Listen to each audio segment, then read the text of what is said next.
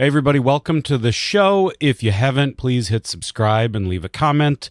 It helps me a great deal. Probably doesn't help you at all, but it makes me feel good. Makes YouTube feel good about me. So I like that.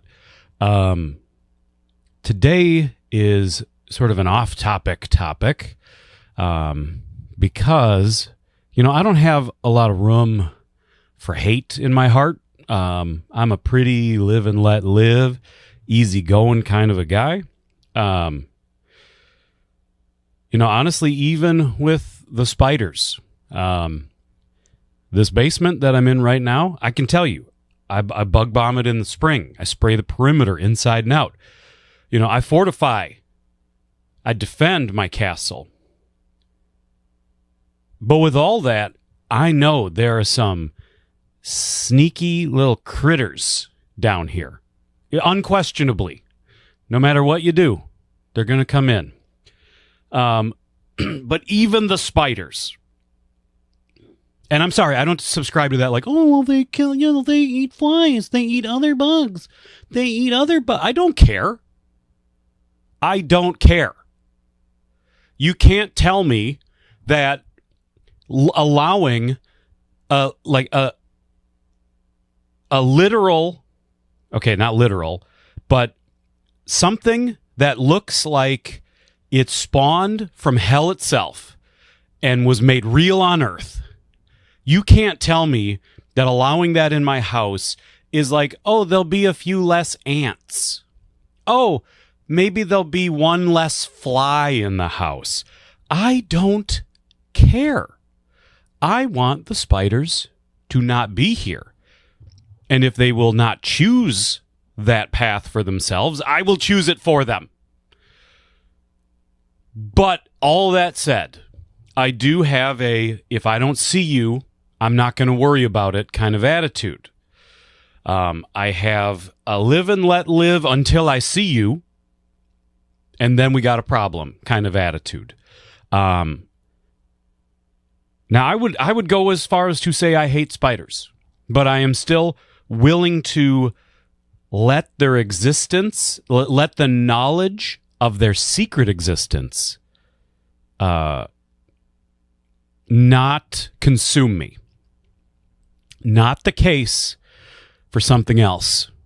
Something that I'm realizing in recent days that should be I would put spiders at the top of this list. Obviously, there's like war and famine and, humanity's inhumanity to man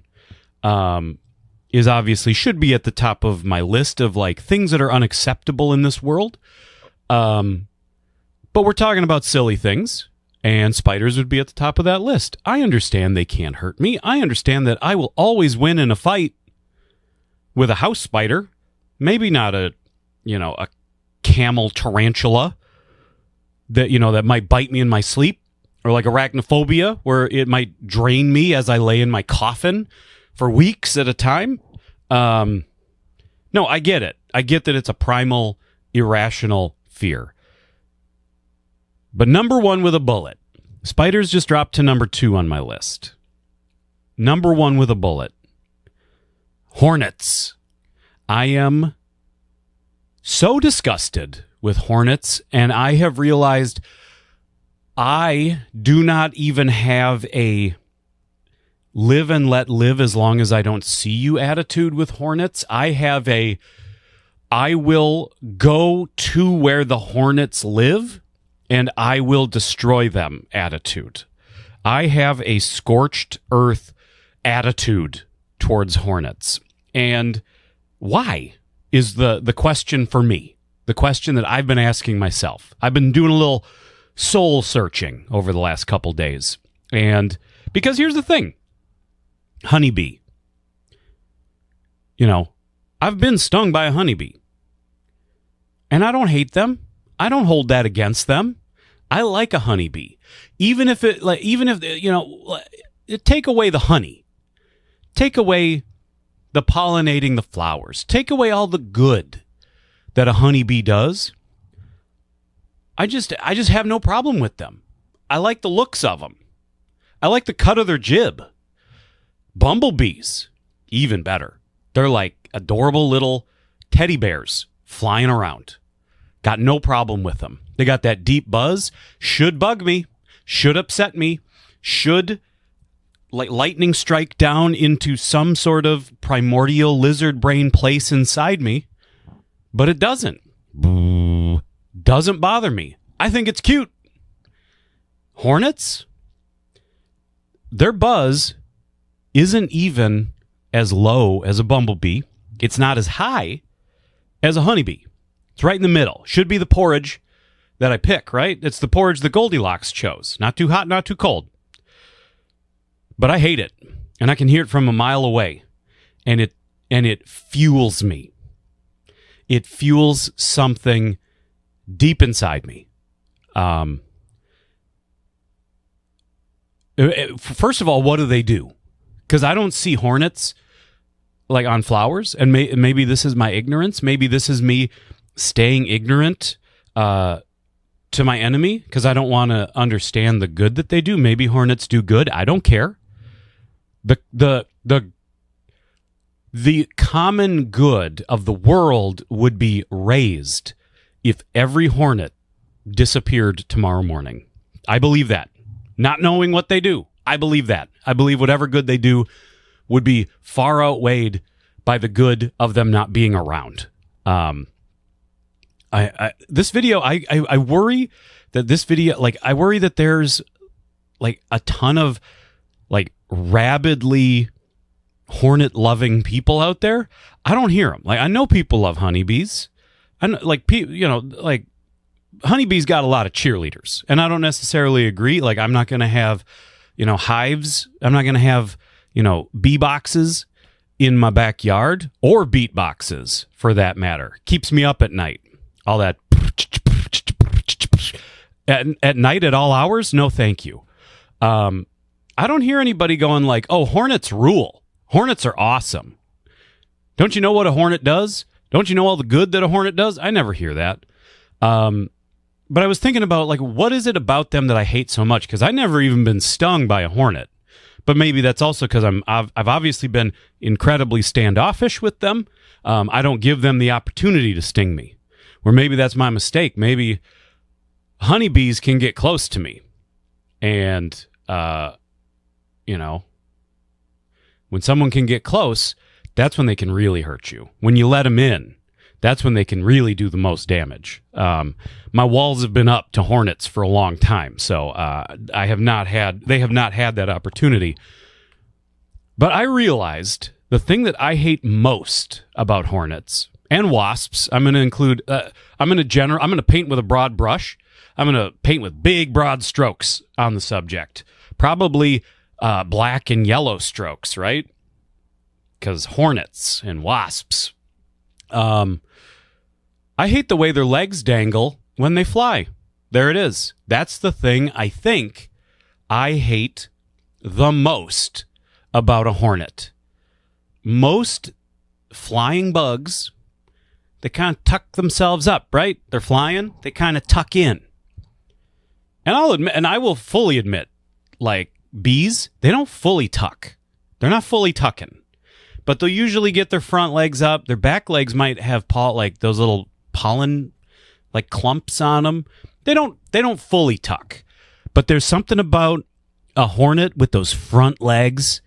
They tuck them in, but they don't tuck them up. So they're dangling like this underneath them, and it just looks so sinister.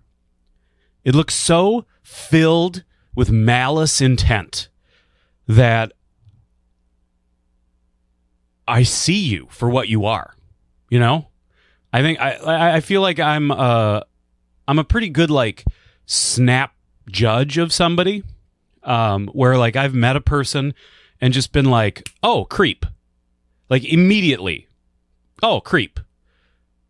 But then maybe like they're in a friend group and you get to they're around a lot and you sort of convince yourself like, nah, like I sort of judge the guy pretty quick.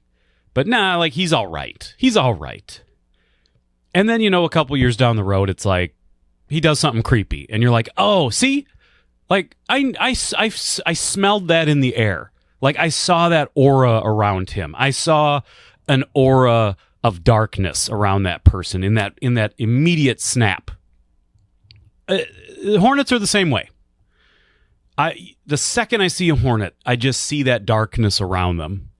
And it's time to go. It's time to go. I really, this spring, was sort of talking with friends about, like, oh, you know, there's like kind of these usual spots hornets make nests, and, you know, I haven't really seen them lately. Maybe the last couple years, they haven't been using those spots. To be fair, I douse those spots in poison the second I see a hornet, so it's also very possible that those spots just still smell like poison from years and years of being sprayed every year.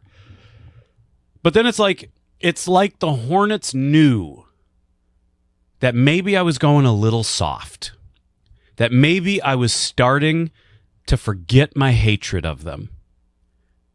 Maybe I was letting go a little bit.